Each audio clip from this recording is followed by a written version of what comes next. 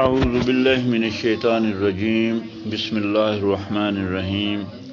لقد من اللہ علی المؤمنین اذ بعث فیہم رسولا من انفسہم یتلو علیہم آیاتہ ویزکیہم ویعلمہم الکتاب والحکمہ وإن كانوا من قبل لفی ضلال مبین صدق اللہ العظیم رب اشرح لي صدری ویسر لی امری واحلل عقدۃ من لسانی یفقہوا قولی آمین یا رب العالمین۔ سورہ آل عمران آیت نمبر 164 زیر مطالعہ ہے۔ اس کا ترجمہ کچھ یوں ہے کہ لقد من اللہ علی المؤمنین، تحقیق البتہ اللہ نے احسان فرمایا ایمان والوں پر، اذ بعث فیہم رسولا من انفسہم، جب اس نے مبعوث فرمایا ایک رسول انہی میں سے، یتلو علیہم آیاتہ ویزکیہم، وہ تلاوت کرتے ہیں ان پر اس کی آیات، ویزکیہم، اور وہ تزکیہ کرتے ہیں ان کا، ویعلمہم الکتاب والحکمہ، اور وہ تعلیم دیتے ہیں کتاب اور حکمت کی، وَإِن كَانُوا مِن قَبْلُ لَفِي ضَلَالٍ مُبِينٍ، جبکہ اس سے پہلے یہ کھلی گمراہی میں تھے۔ رسول اللہ صلی اللہ علیہ وسلم کے مبعوث کرنے کو ایمان والوں پر اللہ احسان بتا رہے ہیں۔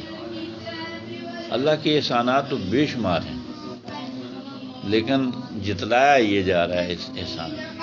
تو پتہ چلتا ہے کہ یہ بہت بڑا احسان اللہ کا ہوا انسانیت پر کہ اپنے اس رسول کو، جو کہ ختم الانبیاء ہیں، ختم الرسل ہیں، مبعوث فرما کے اللہ نے ایمان والوں پہ احسان اپنا جتلایا۔ یہ پہلے حصے میں بات کہی گئی۔ دوسرے حصے میں اسی آیت میں بتایا گیا کہ آپ کے فرائض منصبی کیا ہیں اور اس کا طریقہ کار کیا ہوگا۔ تو آپ صلی اللہ علیہ وسلم تربیت فرماتے ہیں اپنے شاگردوں کی، اپنی امت کی، اور وہ تربیت ابھی تک جاری ہے کہ یتلو علیہم آیاتی، وہ پڑھ پڑھ کے سناتے ہیں انہیں اس کی آیات، اللہ کی آیات ان پہ پڑھتے ہیں، وَيُزَكِّيهِمْ، اور ان کا تزکیہ کرتے ہیں۔ تو اس میں بات جو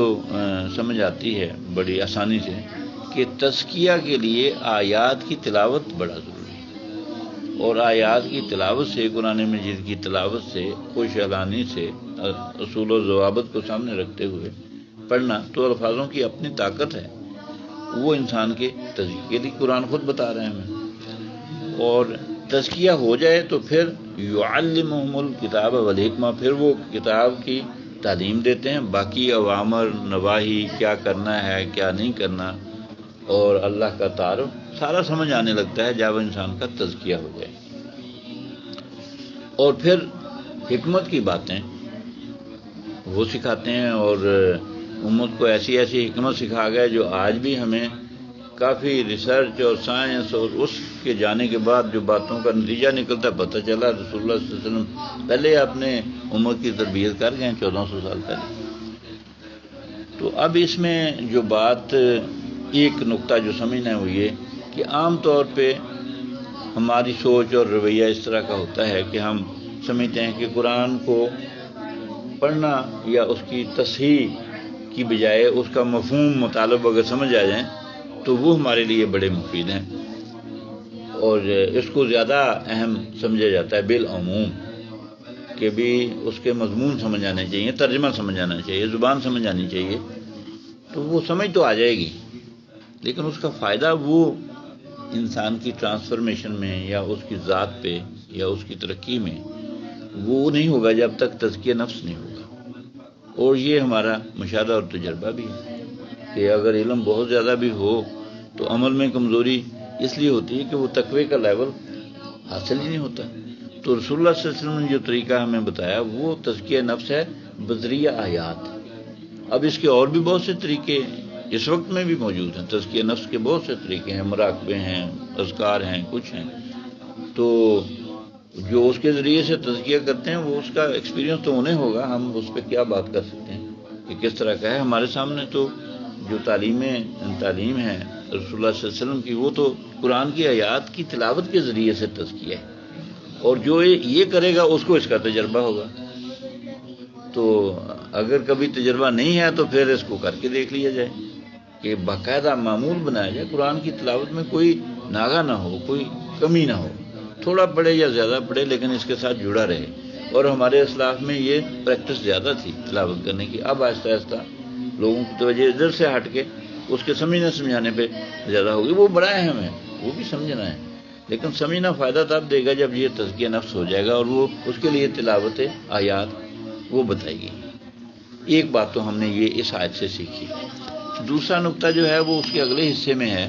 ان قانون من قبل لفی ضلال مبین۔ تو رسول اللہ صلی اللہ علیہ وسلم عربوں کی طرف آئے، عربی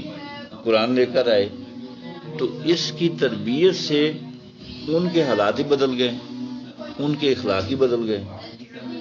ان کے نظریات ہی بدل گئے۔ اس سے پہلے ان کے نظریات کیا تھے وہ بھی آپ کے علم میں، اور قرآن نے ان کو کیا سے کیا بنا دیا وہ بھی آپ کے علم میں۔ تو رسول اللہ صلی اللہ علیہ وسلم کی محنت اس قرآن کے ذریعے سے ہوئی تو لوگ بدل گئے